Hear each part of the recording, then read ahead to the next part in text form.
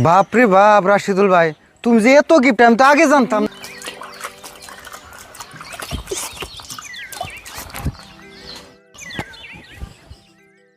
বাইকটা একবার পুরানো হয়ে গেল গা, মাত্র 13 বছর বয়স, কত পুরানো গেছে কথা হচ্ছে।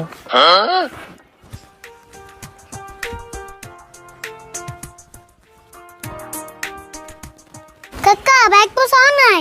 হ্যাঁ পুষা হয়েছে, তুই বাইক উঠে।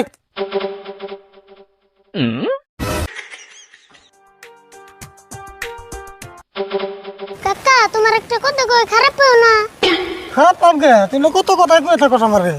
এই দুনিয়া যদি কিপটার নামের কোনো দেশ থাকতো, এই দেশের তুমি প্রধানমন্ত্রী হইতে।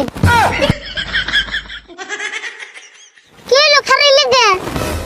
এত কথা কস কে তুই? আমি বাইক ঠেলে নি বা চালিয়ে নি, তুই তো আরামে বইরেছ। বাইক যে ঘর থেকে বাইর করছি তাই বলো।